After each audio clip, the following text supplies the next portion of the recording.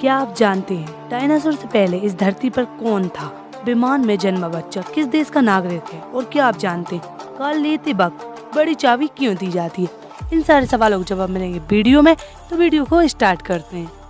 Fact number 1, विमान में जन्मा बच्चा किस देश का नागरिक होगा? दरअसल अधिकतर देशों में उड़ते हवाई जहाज के अंदर पैदा होने वाले बच्चों की नागरिकता को लेकर कोई भी नियम नहीं है। ऐसे में इस सिचुएशन में अधिकतर देश भी दुविधा में रहते हैं। हालांकि संयुक्त राज्य अमेरिका इससे अलग है। यहाँ पर इसे लेकर साफ नियम बना हुआ है। इस अमेरिकी नियम के अनुसार यदि कोई बच्चा अमेरिका की जमीन, आसमान या फिर अमेरिका के क्षेत्र में पैदा हुआ है तो उसे अमेरिका का ही नागरिक माना जाएगा।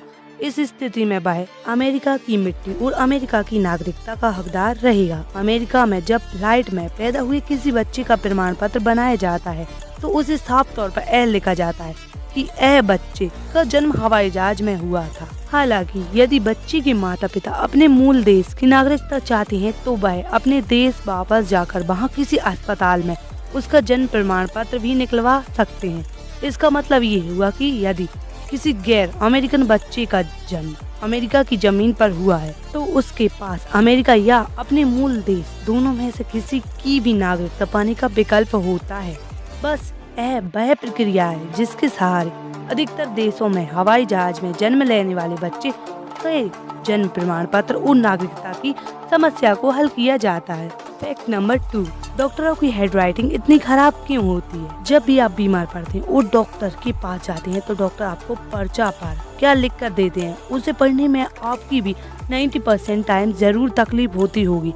लेकिन पर्चा को देखकर क्या आपके मन में भी यह सवाल उठता है कि आखिर सभी डॉक्टर की हैंडराइटिंग इतनी खराब क्यों होती है?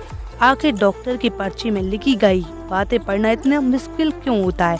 हम आपको बताते हैं इसकी वजह। तो दोस्तों, डॉक्टरों की हैंडराइटिंग इतनी खराब होने का कारण सबसे बड़ा है कि डॉक्टरों के पास हर दिन कितने ही पेशेंट आते हैं और उनके पास इतना टाइम नहीं होता कि वह हर पेशेंट को पूरा समय दे पाए और आराम से उससे बातें करते हुए उसका पर्चा तैयार करें। हकीकत ये है कि ज्यादातर डॉक्टर हड़बड़ी में रहते हैं क्योंकि उन्हें एक निश्चित समय बहुत सारे मरीजों को अटेंड करना होता है। लिहाजा कम समय और हड़बड़ी की वजह से भी डॉक्टरों की लिखावट खराब हो जाती है। फैक्ट नंबर 3, एक SD कार्ड में कितना सोना होता है? दरअसल दोस्तों, यह बात बहुत ही कम लोग जानते होंगे कि हमारे द्वारा इस्तेमाल किए जाने वाला स्टैंडर्ड मेमोरी कार्ड बहुत सारी प्रेशियस एंड नॉन प्रेशियस धातु से मिलकर बनाया जाता है। हम एक बहुमूल्य धातु की बात करें तो हमें SD कार्ड में सोने जैसी धातु भी देखने को मिलती है क्योंकि सोना एक बहुत ही अच्छा कंडक्टर होता है जो कि हमारे डाटा ट्रांसफर स्पीड को बूस्ट करता है।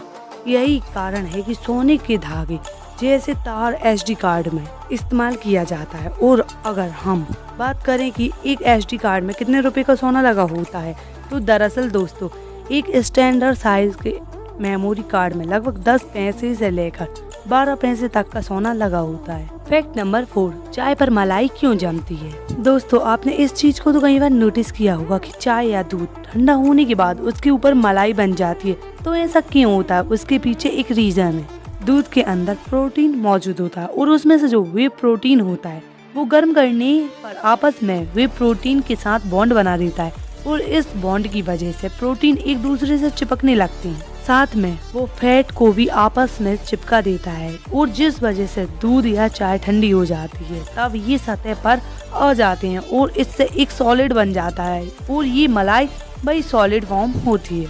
फैक्ट नंबर 5, डायनासोर से पहले इस धरती पर कौन था? हमारी धरती अपने अंदर हजारों रहस्यों को दबाए रखी है।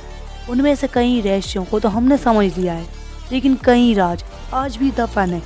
आज से करोड़ों साल पहले हमारी धरती पर डायनासोर का राज हुआ करता था। वैज्ञानिकों ने अब तक मिले कंकालों की मदद से करीब 1000 नस्लों का पता लगाया है। लेकिन क्या आप जानते हैं कि आखिर डायनासोर से भी पहले हमारी धरती पर क्या हुआ करता था?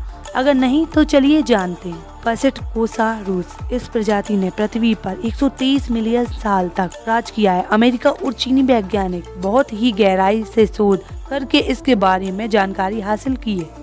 ये प्रजाति डायनासोर से ज्यादा खतरनाक हुआ करती थी, जो डायनासोर को आसानी से मार के खा जाया करती थी। डेफोसाउरुस नामक यह जीव लगभग 300 करोड़ साल पहले धरती पर थे। ये दिखने में छिपकली की तरह दिखते थे, मगर ये आकार में बहुत ही बड़े और विशालकाय हुआ करते थे। इनकी पूंछ डायनासोर की तरह दिखती थी। इसकी लंबाई 3 से 11 फीट तक होती थी और इसका वजन 300 किलो तक भारी हुआ करता था। इस जीव का सिर छोटा और शरीर का आकार बहुत ही बड़ा और विशालकाय था। यह जानवर सिर्फ कुछ ही वक्त में किसी को मौत की नींद सुला सकते थे। मैग्नेउरोपसिस इस जीव के वैज्ञानिक डायनासोर के काल से पहले का मानते हैं। यह एक विशालकाय कीड़ा है जो धरती सबसे बड़ा कीड़ा या जीव है। यह आज के ड्रैगन फ्लाई की तरह दिखता था, लेकिन कई बार 2 से 3 फीट लंबे पंख वाले होते थे जो बाज के आकार जैसा था और सबसे प्रभावशाली जीवों में से एक माना जाता था। इसकी लंबाई आज के ड्रैगन फ्लाई से कई गुना ज्यादा होती थी और ये जीव आज के ड्रैगन फ्लाई से कई गुना ज्यादा खतरनाक होते थे। यह माना जाता है कि इसकी लंबाई 3 फीट के आसपास होती थी। फैक्ट नंबर 6, फोन का कवर पीला क्यों हो जाता है? दरअसल दोस्तों, जब कवर पीला हो जाता है तो लोग सोचते हैं कि मोबाइल कवर मैला हो गया है, लेकिन ऐसा नहीं होता। यह ट्रांसपेरेंट कवर सिलिकॉन के बने होते हैं। सिलिकॉन एक ऐसा पॉलीमर होता है जो कि काफी ज्यादा सस्ता होता है और लचीला भी होता है। इस पॉलीमर की प्रॉपर्टी कुछ ऐसी होती थी कि एनवायरनमेंट में रहने वाली लाइट और हीट की मदद से मोबाइल कवर पीला हो जाता है। फैक्ट नंबर 7, डायमंड असली है या नकली, कैसे पता लगाएं? दोस्तों, आज के जमाने में मिलावट तो बहुत ही ज्यादा बढ़ गई है और ऐसे में हीरे को देखकर यह बताना कि वह असली है या नकली बहुत मुश्किल हो जाता है। लेकिन इसका एक आसान सा उपाय है जिससे हम यह देख सकते हैं कि हीरा असली है या नकली। हीरा असली है या नकली पता करने के लिए हम उसका एक्सरे निकाल सकते हैं, क्योंकि असली हीरा कभी भी एक्सरे में नहीं आता और एक्सरे को देखकर हम यह पता कर सकते हैं कि हीरा असली है या फिर नकली। फैक्ट नंबर 8, कार लेते वक्त बड़ी चाबी क्यों दी जाती है? दोस्तों, आपने अक्सर देखा होगा कि जब भी कोई कार की डिलीवरी लेता है तो उसे ऐसी बड़ी कार की चाबी दी जाती है, लेकिन आखिर ऐसा क्यों किया जाता है? तो चलिए जानते हैं। दरअसल दोस्तों, यह एक प्रकार की ब्रांडिंग सिस्टम है। सबसे पहले अगर ब्रांड न्यू कार में छोटी चाबी दिखाई जाएगी तो वह फोटो में अच्छी नहीं आएगी। वहीं पर आपने बड़े बड़े ब्रांड्स की चाबी में उनका स्लोगन और लोगो होता है जो कि फ्री में उन कंपनियों का प्रमोशन करता है, क्योंकि जाहिर सी बात है कि जब भी कोई नई कार लेता है तो उसे सोशल मीडिया पर शेयर करता है और ऐसा पहली बार 1980 के दशक में किसी ने किया था और बाकी कंपनियों ने भी ऐसा करना शुरू कर दिया है। फैक्ट नंबर 9, प्लेन्स आपस में क्यों नहीं टकराते हैं? आपने कभी न कभी यह सोचा होगा कि आसमान में इतने प्लेन उड़ते हैं, फिर भी यह कभी भी आपस में क्यों नहीं टकराते हैं? दरअसल इसके पीछे का कारण यह है कि प्लेन के अंदर कंट्रोल रूम बनाए जाते हैं। उन्होंने बताया जाता है कि यदि उनके आसपास और कोई प्लेन उड़ रहा है तो उनको अलग अलग ऊंचाई में प्लेन उड़ाने को कहा जाता है। यदि पहला प्लेन 28,000 फीट पर उड़ रहा है तो दूसरा प्लेन को 25,000 फीट पर उड़ेगा। इस कारण प्लेन आपस में नहीं टकराते हैं। फैक्ट नंबर 10, आखिर क्यों लड़कियों की शर्ट में बटन बाईं तरफ और लड़कों की शर्ट में दाईं तरफ होती है? महिलाओं की शर्ट में बटन बाईं या लेफ्ट तरफ, जबकि पुरुषों की शर्ट में बटन दाईं या राइट साइड होता है। महिलाओं और पुरुषों की शर्ट में बटन अलग अलग साइड में होने को लेकर कई तर्क दिए जाते हैं। कहा जाता है कि पुरुषों को बटन खोलने या बंद करने के लिए बाएं हाथ का सहारा लेना पड़ता है, इसलिए उनकी शर्ट में दाईं तरफ बटन होते हैं। वहीं महिलाओं के साथ ये काम उल्टा होता है, इसलिए महिलाओं कपड़े में बाईं तरफ बटन दी जाती हैं। कई इतिहासकारों ने यह तर्क दिया है कि पुरुषों के लिए दाएं हाथ से अपने हथियार तक पहुंचना आसान था, जिस वजह से दाईं ओर बटन बनाए जाते हैं ताकि हाथ से शर्ट और जैकेट में हथियार आसानी से निकाले जा सकें।